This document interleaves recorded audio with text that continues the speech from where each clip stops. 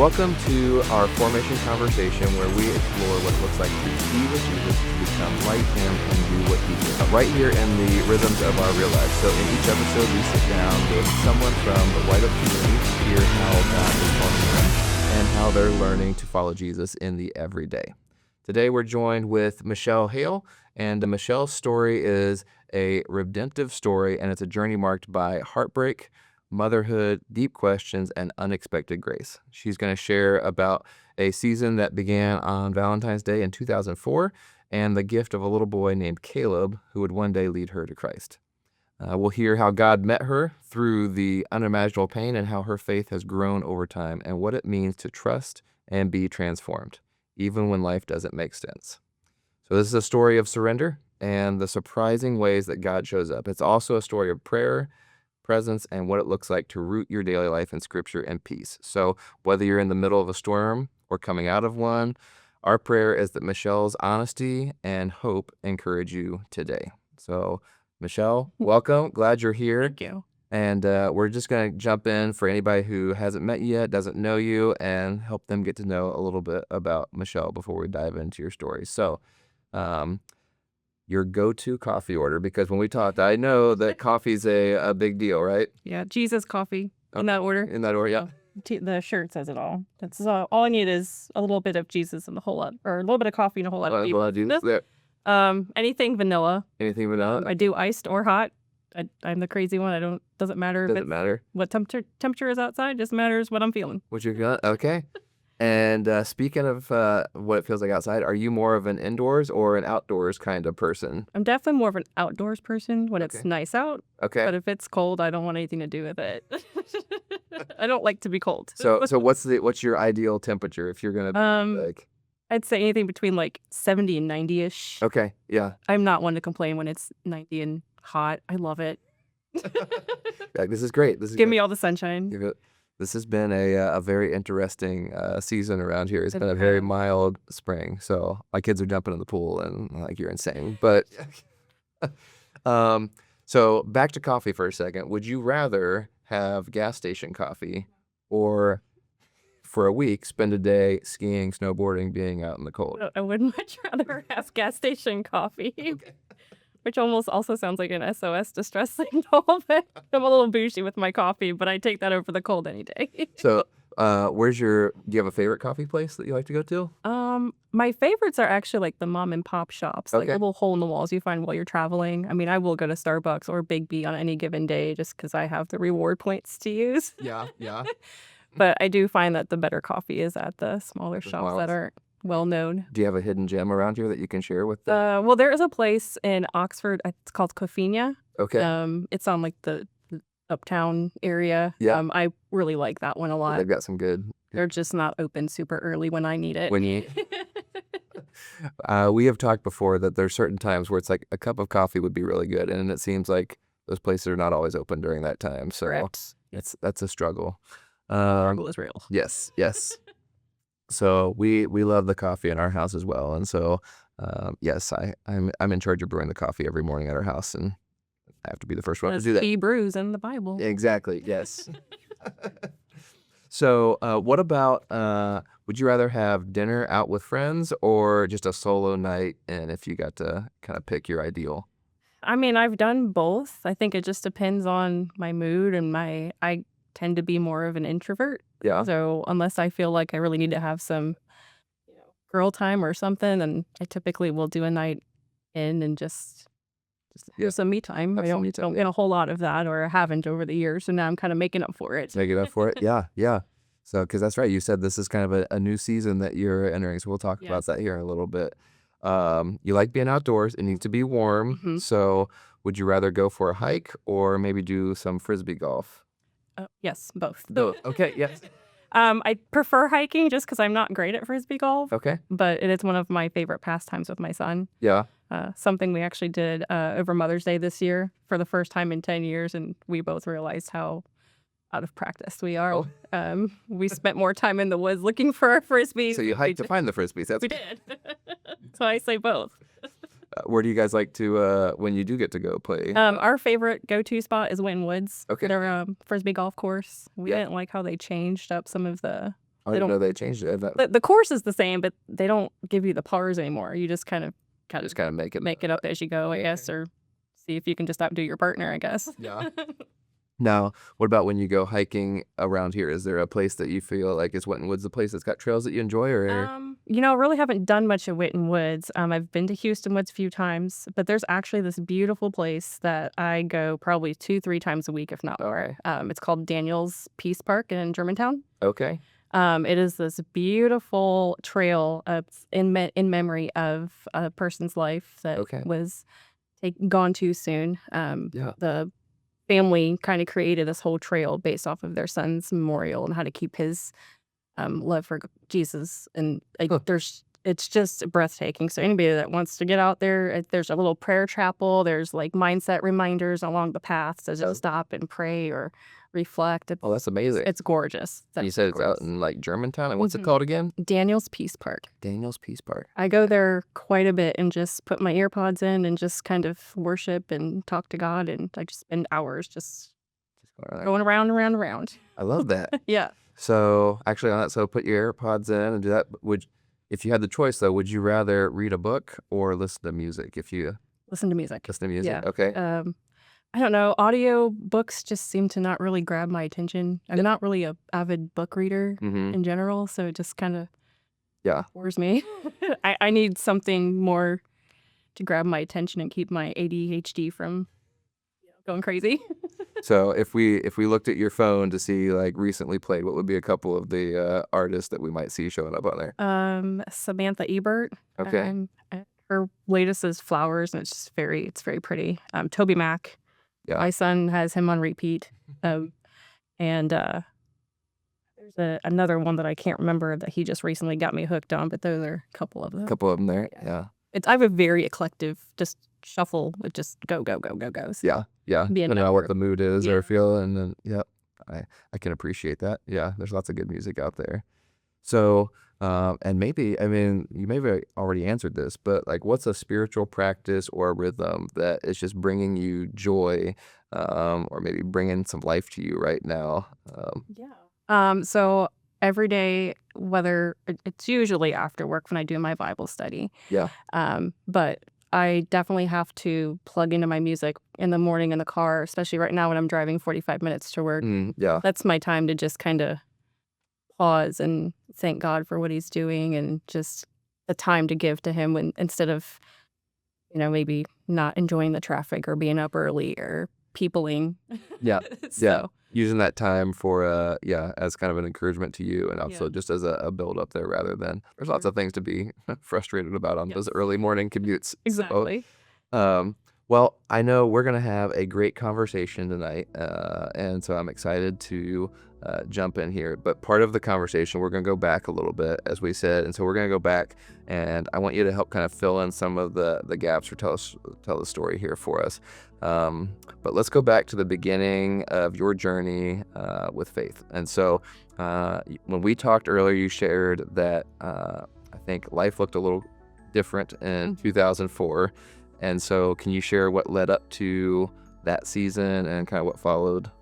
Sure. So 2004, I was going through a really nasty divorce. I got married young, and things just didn't pan out for one reason or another. And as we were going through the tail end of things, he was really dragging his feet. Very long story short, I was physically and sexually assaulted. And would find out a few weeks later that I actually was pregnant. And at first it just devastated me because I thought, A, what are the odds, right? And then B, literally, what am I going to do? You just don't ever, as a woman, don't expect yourself to be in any of those two positions. Yeah. It wasn't until a few weeks after that I found out that I was carrying twins. So I was just like, okay. And I was a sometimes believer. Okay. In that season of life, I was not living for the Lord. I was just in a very dark, depressed state. It was drinking here and there, just all sorts of confusion and chaos and whatnot.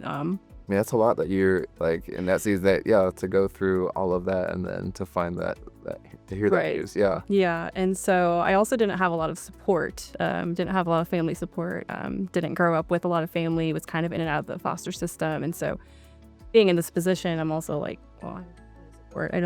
I don't know what to do. Yeah. I never thought of abortion. That wasn't even as a sometimes believer, I like to call myself then. It was never on my mind to do that. So I was like, oh, I'll go the adoption route. That seemed a lot safer, a lot easier, wouldn't get attached. And so, you fast forward and I go through the whole pregnancy, and halfway through I lost my daughter, which was my son's twin. And just because I have a medical condition that can lead to not carrying babies full term. Okay. Which I didn't know until then. So yeah. So I'm like, okay, so it's just one thing after another. And so was there concern when you found that out? I mean, there was high or- concern about not carrying either of them to term at that point. Yeah. So then you fast forward. So from Valentine's Day of 2004, when the actual assault happened, you fast forward 9 months. Well, actually more than 9 months, because my son was 2 weeks overdue when he was born. Just want to take his time? He really was. He was just a brewing in there.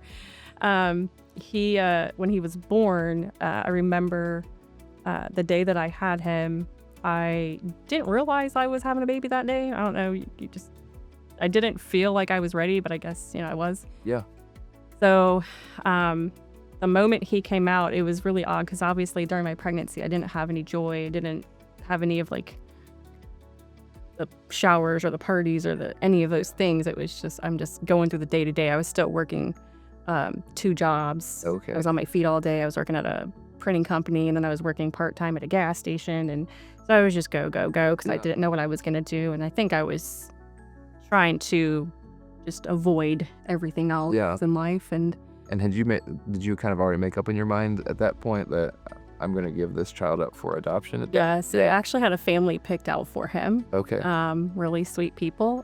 And I did let them know ahead of time. I was like, I don't know what I'm doing. And, they were first time people adopting somebody. So they are kind of in a similar situation. And I'm like, it's okay. We're here for you. So the day that I had him, they told me his heart rate had dropped and his lungs were starting to fail. So I had an emergency C-section because they were going to lose him. And so then when they gave him to me, and they took him very quickly because he turned blue. And then I didn't see him for like the first day after. I also had some other complications that I had to get through personally from that. So the next morning, the nurse came in and she said, congratulations. And I was like I really didn't know how to feel. I wasn't excited. I was scared. All the things. And the adoptive parents that were going to take him were there and making sure I was okay and everything. And then they left at one point. I remember the nurse coming in saying, you have 24 hours to sign over the documents. Okay. And I just went, oh. Like, now it's real. Yeah. Now I just had this baby that I, at the time, didn't feel I had any connection to. Yeah. Because of the situation. It was just stuck in my head. Like, how can I love a child after going through all of this? Yeah. And she literally brought a Bible to me.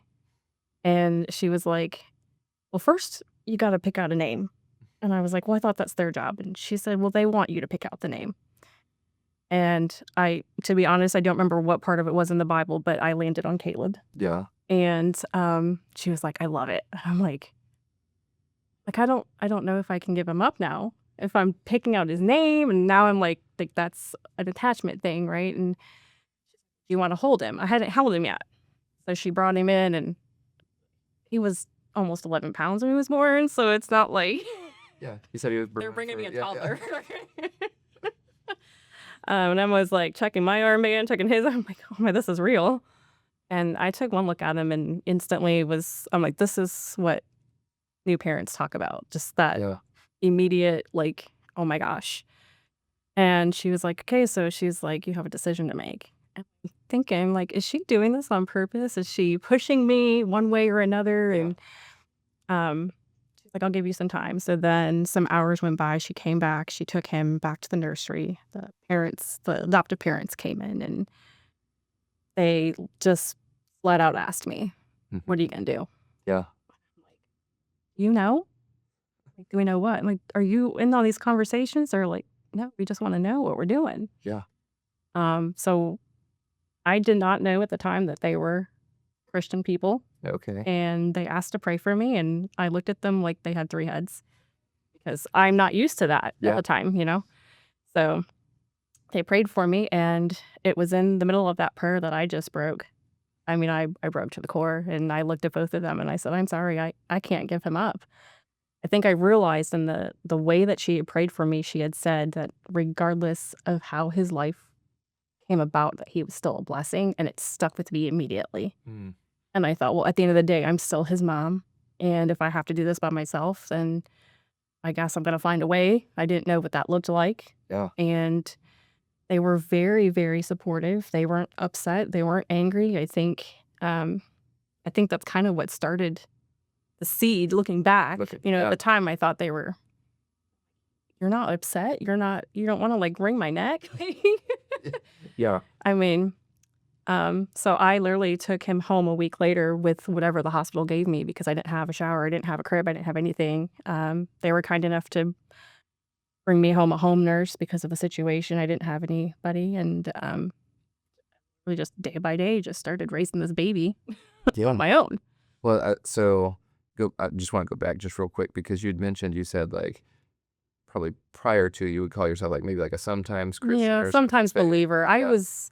I think my parents, if I remember correctly, I had a very rough childhood. My biological parents tried to raise us Catholic from what I remember. But then once we got bounced around in different foster homes, it was sometimes you got put with a family that went to church, sometimes you didn't. So it's why it kind of was like the door was sometimes open to me and then sometimes it was closed. I didn't know what to think or believe. There was no constant Yeah. in my life about that. Yeah. So then this couple comes in that maybe adopting your son and they pray for you in this Right. moment. And so, yeah. Well, I know when we talked initially, I want to make sure I say this right. I think you said that like kind of Caleb was kind of what drew you, maybe open that door further or kind of helped you He walk did through it that as door? he got a little bit older. I think in his like toddler years, 3 or 4, Yeah. I was working 2 jobs and he was with the sitter a lot. And he called me one day on the sitter's phone. He was like, Mom, he's like, can I go to church with the babysitter? I'm like, sure. Sounds great. Yeah. And, I okayed it with them. They took him a few times. I think maybe 4 weeks went by and he came home and just super excited. And, Mama, you got to come to church with me. Yeah. And I was like, okay. And he's like, just take a Sunday off. I mean, I was working 7 days a week. I guess was so you're doing what I had to do to support my son. yeah. And so I was like, okay. So I took a Sunday off and I went to church with him. And the one time I went, and I remember just feeling a weight being lifted. But I couldn't piece it all together then. But seeing the joy on his face because I went with him. Yeah. I was like, okay. And it just became a weekly thing where he's like, okay, Mama, we got to go to church. We got to go to church. So it was him constantly Asking and you got to come, you got to come. And whether that be through the bus ministries at the churches we were going to or people giving us rides or whatever the case may be. Yeah. And, I've got this 3-4-year-old little boy just wanting to go to church, wanting to pray with his mama. And I'm thinking to myself, shouldn't this be the other way around? And I'm like, well, we'll just roll with it. Yeah. We just kind of always just roll with things the way they've happened. Yeah. And I've noticed as he's gotten older, even in elementary school and everything, it was every little step, it was him kind of guiding and I don't want to say pushing, but it was definitely that pull or that tug that. Yeah, there was a season where he continued to be the one who was excited about church and excited about faith. Yeah. By the time he was in elementary school, we were going to a church actually here in Coleraine, Friendship Baptist. Yeah.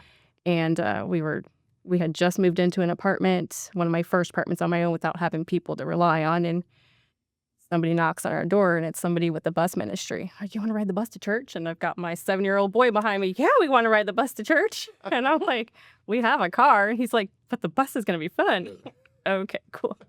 We'll ride the bus. Yeah. And that started another opening of the doors, and then that led to Sunday nights or Sunday mornings and Sunday evenings, and then that led to the Awanas and Yeah. things like that. And then next thing you know, he comes home from school with upward registration, Okay. Yeah. and he's like, we can go do basketball through the church, Mom. And I'm like, okay, sure, whatever you want to do, buddy. I was always just like supporting him.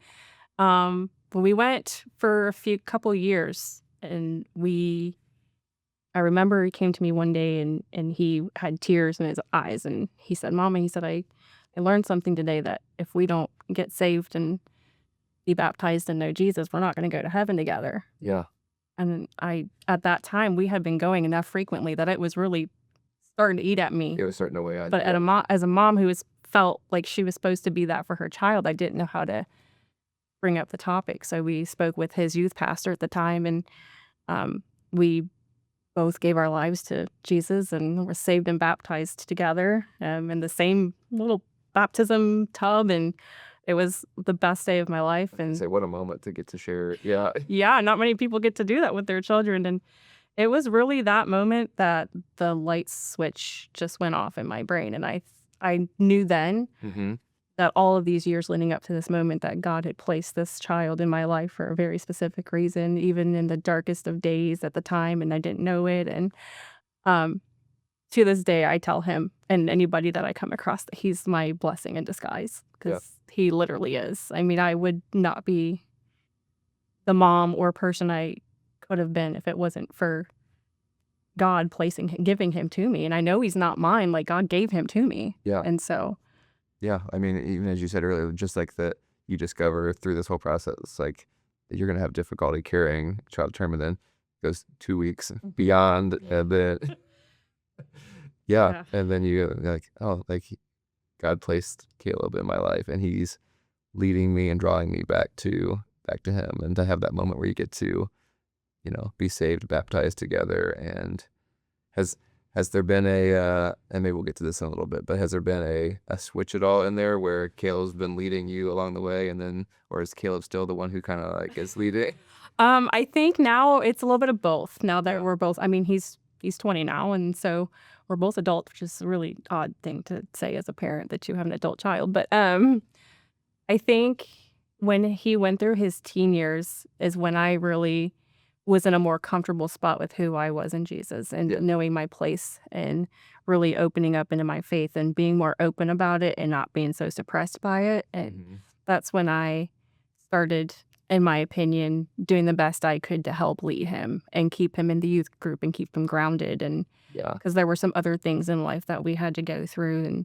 And but I think at this point, we both kind of just tug at each other back and forth, you know, where it's almost like any kind of partnership, right? Whether it's your spouse or your children, you got to give 50-50, some days 60-40, you know? I think when you're close with your children, you can still have that too. So I definitely think that that's kind of where we're at right now. And it's a little bit different with him being in a different season of life and being away at college 9 months out of the year. But I still feel that. Yeah. Where you can spiritual. Encourage. I mean, you even said earlier that he just introduced you to a new artist that's kind of thin.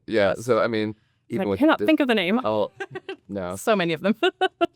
So at what point, maybe, and maybe it's just been like an ongoing thing, but what moment did you look back? Was it when you're like in the baptistry there, or when you kind of maybe realized that God's been writing this story, and you have this aha moment, like, oh, God's been writing this love story, and I'm in the middle of it. Right. Yeah. So it was really probably in the midst of his teenage years. So really not too far back. I think because I was going through some other heartache of a second failed marriage. And, you kind of get this stigma about what that looks like and what happens, and judgment and this and that. And I was really doing some self-digging, and I was really praying more with the Lord, and just like asking him for any type of support and guidance. And I mean, the verse itself in John 3:16 says it all, right? For God so loved the world, he gave his only son. And then I sometimes will think of that and go, he gave me a child in the manner that he did to bring so much good out of it. Like, what other great love story could come out of such a horrible situation. Yeah. And a friend of mine, she became pregnant and she was a single mom. And when I gave her my testimony, she didn't know. We had been friends for years and she had no idea because I was afraid to share it. Oh, okay. Yeah. And it was in that moment when I shared it with her that it clicked. That was the love story that God gave me ultimately. I just had to put all the pieces together. Almost had to By hear sharing it yourself with say someone it else. through Yeah, Elizabeth. exactly. Somewhat time in recent years, it came to me, and I was like, I don't know how I'd missed it, but just that how much power is in our story and our testimony, and I believe it's in Revelation where they talk about just that, and that's part of this overcoming, like that testimony. That there's so much power there, and so when we share our story, Right. it's powerful for the people that hear it, but it's also sometimes when we put the words out there, it's powerful for us to be able to realize it. Right. Yeah. Part of what we want to do with these conversations, and you kind of started going there already, is helping people to in everyday life. What's it look like to follow Jesus? And so, from your vantage point, to say, okay, I was kind of a sometimes believer, and then through all of these, valleys and peaks and things like this, that you then look back and say, oh, I see how the Lord has been working in spite of all of these things. And one of the things I believe you said is that you've been more prayerful these days, Yes. and maybe even more intentional. So, like, what does that look like? Yeah. Feel? I find myself not just praying for myself, but for other people, and not so much in a quiet space, but I mean, just recently I prayed over some women at a Mexican restaurant because I looked over and they were all crying, and something led me to go talk to them. And I was out with some girlfriends at the time, and they're all looking at me like I'm nuts for going over to these people, and found out they had just, in that exact moment that they started crying, lost their mom. And so I prayed for them right then and there.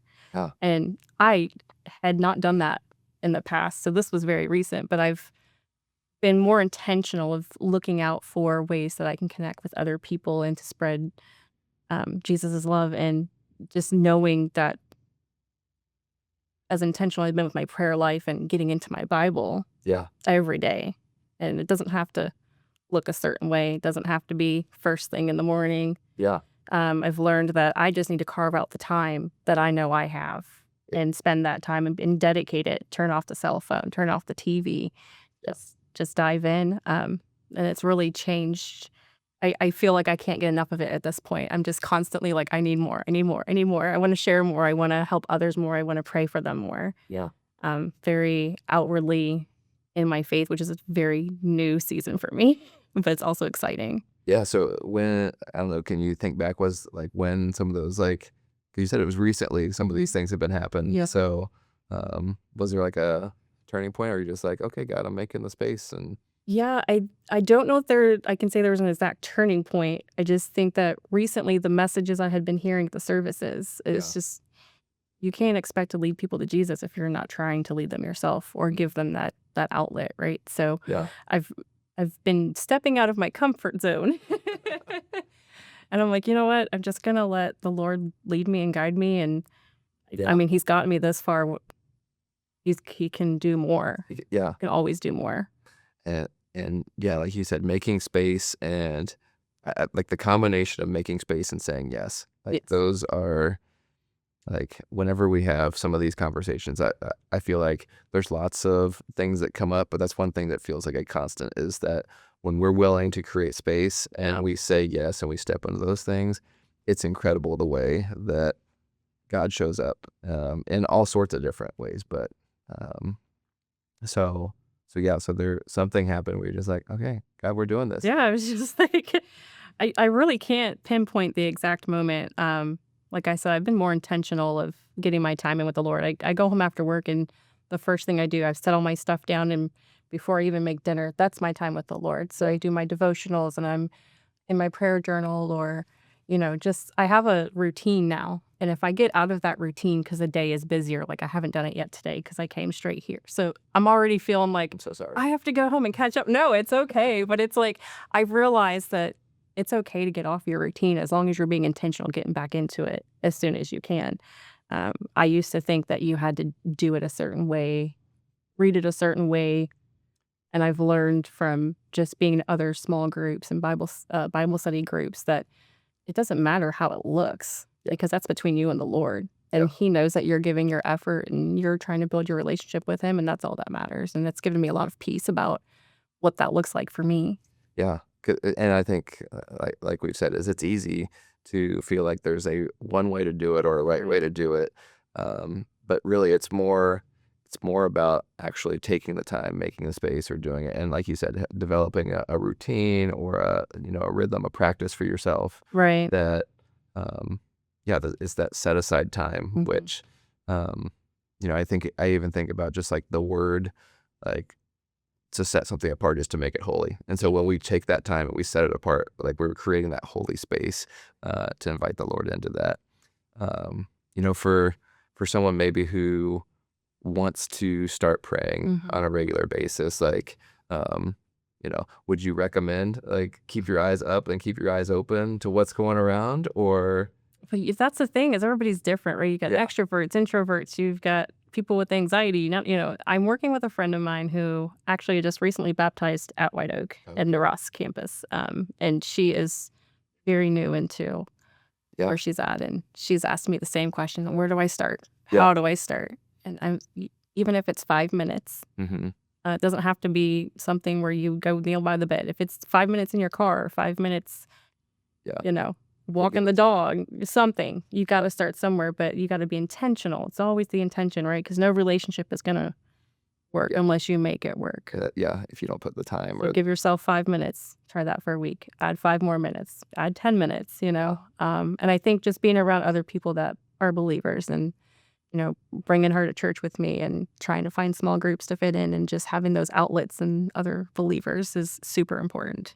for sure. And like you said, it's funny because you start out like where you just start making some of the time, and then and if this isn't your story, but this is what it sounds like, is that you started making the time, and I want more time. Like, how Right. do I like? Well, when I started making the time by myself, now I'm realizing it's so much cooler to also interact with other believers and hear their input and what they're doing and what works for them and just kind of share, you know, what Yeah, be able to learn from them, and yeah, I mean, and that's one of the things we really hope that these conversations that we have do is that Mhm. we share other voices, and that people will hear something that they had not thought of before, or maybe Right. they glossed over, and it's like, oh, yeah, that's a good reminder. Like, I should try that. Yeah. Yeah.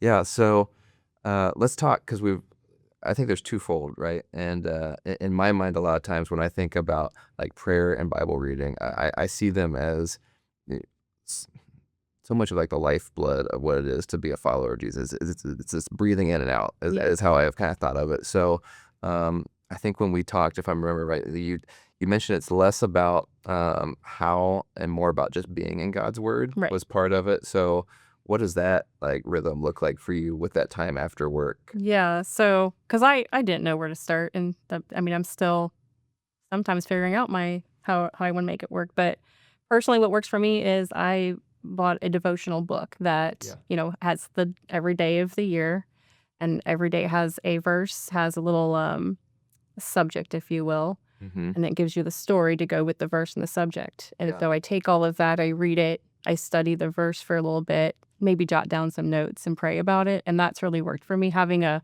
guideline, if you will. Yeah. I used to think that was cheating because I wasn't doing it on my own, Yeah. but I am doing it on my own because I'm finding a way that works for me. Yeah. So that's really been beneficial for me. And I think it's a great outlet for anyone that needs a starting point to have a resource. So it's like when you go to school and you need a textbook to know where to start. It Yeah. was kind of the same thing. So I have my Bible open, my devotion, and my little notebook, and I just Have and the then time, we and had and I color code it, highlight it, and now I'm just having so much fun with it that it's like, okay, well, if I do get a day behind, I can do 2 days at once, and I'm super happy. So say get caught up. Yeah. I remember this is years ago, but I was talking to somebody. I said, like, yeah, just make your Bible reading time fun. Like, what would it be like to make it enjoyable? Like, it right, doesn't have to be a chore. I mean, there is a level of like it takes discipline like sure, over time, but also it can still be fun. yeah. I mean, so it's going to work, but you Yeah. still have to do it. You still have to do You it. spend more of So your time there, so you got to make it fun. yeah. Yeah, I've color coded my verses are always in pink or red, like the verse itself, and then if I write out the verse, then Jesus' words I've always written in red, or Yeah. I might pick a color to represent the month. Like right now, orange is for June. I don't know why, but sunshine, I guess. Yeah. You know, so I pick a bold color to do like the subject or the title, Yeah. and then I just kind of go from there. And I've got 3 different Bibles sitting on my table because I got a big study Bible and then one that breaks it down a little bit easier. And Yeah. so it's just how you want to And engage. we have is- so many resources that are out there, which I think sometimes it can be great, but other times it can be overwhelming. Where do I even start? And you just, you're paralyzed by the options. But more than anything, it's like, try something. I felt that overwhelmingness at first, and then I realized I'm very much I gotta have my hands on it kind of gal because 80s baby. I got to do the paper route. I cannot just pick up a cellular device or an iPad and just read the Bible. To me, that's just weird. I like to touch the pages and highlight and write notes, and so I mean, whatever floats your boat, but as long as you're being intentional, and using those resources, then you can make it fun. Yeah. Play some worship music in the background. Brew a cup of coffee. Yep. It's always coffee in my house. Always coffee. Always coffee. Now, I think we talked about this, but is coffee all times a day? Like you could drink coffee? Okay, yeah. Yeah, I'm weird like that. Yeah, Not weird, I no. can function and go right to sleep. It's fine. Yeah. Yeah, I've had a weird phenomenon where I can like drink coffee and it puts me to sleep. But in the other time I cannot fall asleep now. Yeah. I've been on both ends. Been on both ends there. Yeah. So, I'm trying to think how, I guess, did you figure this out on your own, or was there somebody walking alongside you who just kind of shared like, hey, like, have you ever considered doing this? Because you're not much, if I remember right, morning is not like you're Oh no, not a morning the person. Lord knew that when He made me, I was not a morning person. Yeah. That's why I'm very grateful for the 11 o'clock service. I don't like mornings, and I like my sleep way too much. Like I said, I'm kind of always been an introvert, and in the position I've been in as a single mom, in the situation I was given, there's not a lot of people that are standing by you that have been through that, right? So you kind of just learn to figure things out yourself. I wish I would have figured it out sooner, but at the same time, I've also learned that God orders your steps in the way He does for a reason, and I am recently starting to see the effects of that. It's really beautiful to see. I think really just being around other women of God and fellowship with them, and not to say that the men aren't just as important, because they've been a blessing for my son. Yeah. You got to find your little village. Yeah. Right. So the 10 years I spent at Friendship, I built a lot of relationships, and just being with those people and just hearing how they do things, and maybe taking a snippet here and there, and then just figuring out what works for you. I mean, there's no rhyme or reason to it. I learned, and so I think I've built my own way, the way I wanted to look at it. Yeah. But not without the love and support of other believers that have been there along the way, helping me and loving on my son, and as he was growing up and things like that. And so, well, hopefully our conversation here will be that for other people. It's not a replacement for actually rubbing shoulders with people and being in that community, in that group, but that it'll spark some ideas, or I just right now I keep thinking of just like a recipe, right? Like you have like the base recipe, but everybody can kind of tweak their thing a little bit and make it their own, and what that looks like. So any recent verses that maybe as you've been going through your devotional, that stories from scripture that have just stuck with you lately that you're just kind of maybe holding close? Gosh, I'm sure there is, but I'm not very good at memorizing verses. I know Psalm 46:5. I can't remember the way it's written, but that one, it's very empowering for women, because it's like, with God she cannot fail, and I feel like that I'm paraphrasing. I mean, for me personally, that's been my story. That's it, yeah. And I've recently have fallen in love with that verse now as a believer and digging into the Word of God. I'm like, holy moly, like, that's just wild. Like, the fact that there are things in there that you can relate to. Yeah. When you're in the depths of that relationship with Jesus. Yeah. And then you realize it. You're like, oh, there's a light bulb. Like, it's just really cool. And that's one of my favorites. Proverbs 3, 5, and 6 has always been a favorite. Okay. I used to help lead a kids praise and worship, and that we did a song based off of that. It was really cool, and I remember to this day my son doing the motions, and I was on the stage and just doing it together. And Together, yeah. yeah, so We those won't are, ask you to sing it right yeah, here. thank you. I appreciate that. So, yeah. And that was in my head. Thank That you. were in your head there? Yeah. Well, but I think the other thing that I just want to touch on here before we kind of wrap up our conversation is just like being in this. So if we think back to the beginning of your story that you shared, is it fair to use the word chaos or chaotic was a little For bit? sure, at the beginning, absolutely chaotic, dark, gloomy. I mean, all the things that go with that. Just a mess. Yeah. Just a mess. But now recently, and I don't know how far back we gotta go because you've been on this journey for a while, because Caleb's is 20. He's 20 now. Yeah. Yep. But that you started to experience this peace. Yeah. And what could be a still chaotic, like you said, being a single mom and dealing with Right. these sorts of things. So, what does that peace look like for you? How are you experiencing that? Yeah. So, he's in college now. I mean, he's home for the summer, but now that he's in college 9 months out of the year, I'm going through this nesting phase, I guess they call it. And Yeah. being a single mom for so long, all I've known to do is be a mom and to have him around. And so now I've got this quiet in the house, right? And I'm like, what am I supposed to do with this? Yeah. But I've been realizing that that's more my time to utilize with the Lord. Mm-hmm. And when I do that, and I think about how far we've come, not just individually, but also together, Yeah. the peace it's unexplainable. It's like a weight's been lifted. Yeah. I don't feel like I have to carry everything that has happened like I did in the past. Mm-hmm. And I don't have to, we've had conversations like, you're not a burden. You're not a mistake. Everything happens for the good of God. Yeah. And so playing that back, it just allows me to know that, anything is possible if you have that love for Jesus that he has for you. Yeah. And so it's been really rewarding. And I mean, unless you feel it, it's really hard to explain. I mean, it's like a warm, hot cup of coffee on a cold day. That's a good description for it. Yeah. Because I mean, scripture says that peace that goes beyond understanding, right? Like how do you put it into words? But once you've experienced it, it's one of those things that's like, I want more of that or I need more of that in just the day-to-day difficulties of life because life is hard. Yeah. And I've had people tell me, which when I say recent, I mean the last couple of months, that they've seen a difference in me, people that know me or people that don't know me. Like I work in a medical place. Yeah. And patients will come up to me like, you look like you just have so much peace. You look like you have so much joy. So people seeing that and me feeling that has to mean something, right? So it's been really, I'm like, oh, do I know you? I don't. But, obviously what I'm trying to do is live the way he wants me to live and do my best to have that relationship with him. And it's reflecting and it's so good to see. And I see it with my son too. And I see, people are commenting with him and he was just here at this location last week helping with VBS. Yeah. This church is huge compared to White Oak or to the Ross location. And I was like, oh, okay. And I came and I'm like, oh yeah, it is.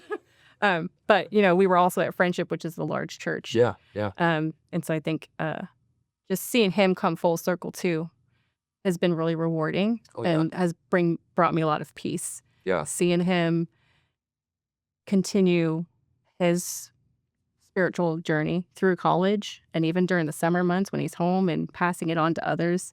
I could say, what a cool full circle thing to be able to be like, oh yeah, my son was like volunteering in the kids camp. Right. Yeah. And he came across somebody that a parent of a kid that we coached basketball at Friendship. Yeah.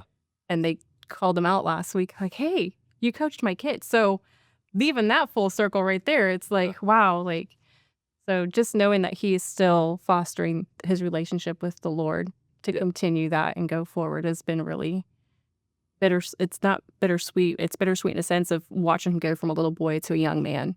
Yeah. And then just seeing him carry that with his friend group selection. And, he's made it very, very clear that he wants to make sure that's the first thing he said, I'm going to this college in Arizona because it's a Christian university and that's where I want to go. And I'm okay. Yeah. Have it. We'll figure it out. Yeah. Not wild that it's, 27 hours away from home, but we make it work. Yeah. Well, I mean, and I'm just reminded of which it's nothing new, but somebody pointed this out years ago, but that when we look at Jesus and we look specifically at his death on the cross, it's this like moment of God can take any situation, the darkest of days, and he can rewrite it for the good. And like that's the Literally. yeah, and it's one of the incredible things about our God is how he can take what was meant for evil, and he turns it around, and does beautiful, amazing things with it. Yeah. Couldn't agree more. And so, I'm so grateful for you to share your story, Michelle, with us. I know, as we've said, and there's been so much good stuff that's already been shared. I think we may just call it out specifically, but like just any final words maybe of an encouragement that you'd want to give to people who are listening. And I'll try to give us a couple of maybe like ideas or things to kind of talk specifically about here. But I'm just thinking as like, what would you say to someone maybe who is walking through a painful situation or a difficult situation, and maybe they're even like their faith is, maybe they would put themselves in that, sometimes Christian, Right. or I'm not sure. What would you say Yeah. to them? So I've heard throughout the years that our value is like a penny. It you get a brand new penny, it's all shiny, and then it's seen a few days, years, whatever, and it's all weathered and gross and dirty. And that's sometimes how you can feel in those darker moments. You feel like God can't use me. Yeah. God can't break this dark season I'm in. But you just wash it off, you start over, and you have the same value you did as you did previously, right? Yeah. And I think that you just really have to, it's hard, like when you're not a believer or sometimes believer, it's hard to say, oh yeah, just trust God, just trust in God. Yeah. But I think it really depends on the people you surround yourself with. I think had I not found the people that I did within the church groups I was in, it could have looked much different for me. If I didn't have people, loving on my child and that pouring into my home because I didn't have any other outlet. Um, and then just not being closed-minded about it. I mean, you just really have to open your mind about, just try it. Just, is something good can happen, but you've got to be open to it, to receive it. Yeah. It's really beautiful when you can see the full circle of things come around and continue at the same time. Yeah. And even that, like you said, for you, and even it's been neat to see how like God has been working in Caleb's life, and just the, sometimes it's just so important that our kids are involved in Right. a good faith community. Yeah, and I am so thankful that he has been involved, and I'm thankful that I was able to, I mean, I can't even, some of his life has been a blur for me, I'm not gonna lie, but to know that I somehow got him to where he needed to be, you're still gonna have some of those dark days. They might not be as dark, but, Yeah. they do get less and less, so they do get brighter, and it's like ripping off a Band-Aid. It's gonna sting for a minute, Yeah. but eventually you're gonna heal and you're gonna come out brighter, and God doesn't make mistakes, and he gets you through these journeys and these turmoils and storms for a reason, to teach you something, or maybe teach others something as you're living through it. So I used to have a lot of resentment about the situation, and I've learned that's not the case. I've actually forgiven the person that started this Yeah. series, if you will, of events. Yeah. And I couldn't be happier to see my son just follow in the steps of loving the Lord and bringing others to know Christ. So That's awesome. So last thing, any encouragement that you'd like to give to anybody else, and it could be around something that we've talked about, if it's, around like prayer or Bible study, Bible reading, or maybe just something else that kind of comes to mind as you're thinking. just don't give up. I mean, it's so easy to want to give up when you're in the trenches. I've been there. I know it's so easy. And even if it's just one person, just start with one person, and just like, I've learned that if you can just go up to one person that you trust and they're not going to judge you, and just say, what can I pray for you about? Or how can I pray for you? Yeah. Those little words can go a long way. And if you start with one person that you're close to, that can open up other doors, and then that can really lead you down a really sweet journey. So Yeah, I love that. Thank you. Thank you so much for sharing. Can I pray for you? And you said Caleb's home for the summer, but pray for him. Yeah, he's currently in Reno. Okay. He left this morning at 2 a.m. I've been up since then when he left. Another part of my long day. Another long day. Moms never sleep. Yeah, you need some coffee. Yeah. A lot. He's been invited to his first bachelor and wedding event as an adult. Okay. From one of his college buddies. So he's in Reno till Sunday morning, and then he'll be home for 2 weeks, and he's going to Chicago. Then he'll be home for 2 weeks, and he's going to Colorado. He's just living his best life this summer. Yeah. I asked him to pencil me in somewhere, and he's like, "Oh, I'll get on that. Okay. Let me give you a Sharpie. Put me on the calendar." You're on the calendar. So prayers for him for safe travels, and we already have a move-in date. August 22nd, he'll be going back to school for the fall. There. Okay. He's deciding if he wants to stay over the summer next year to graduate early, take up extra classes. So that's something that we're praying about and seeing if that's something financially doable, as I am the sole supporter of all of this. So lots of good things. But he also works really hard when he's home and not traveling, and he's earned the right to go live his best life this summer, and does side work for people that he knows and helps them out, and so he's a blessing to others for sure. Is he enjoying his program that he's in? So he's in for chiropractic, and he is loving it. Yeah. So good. Practice on me. There you go. Yeah. All right, well, let me pray for you guys, and then we'll wrap this up. Lord, thank you. Thank you for the way that you work in our lives. When we see it and when we don't, Lord.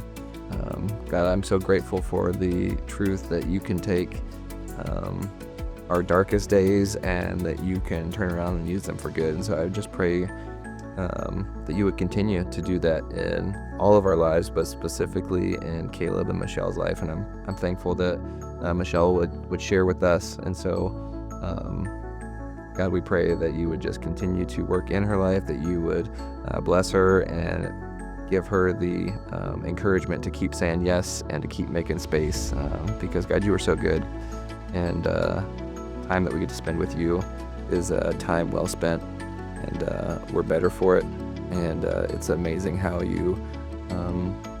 what you can do in our lives. Help us to be your ambassadors and to live the way that you live, Jesus. We love you, and we pray all these things in your name, Jesus. Amen. Yeah. Thank you so much. Oh, yeah, thank you. This wasn't terrible. Oh, good. Yeah, that's the litmus test. We survived. Yeah.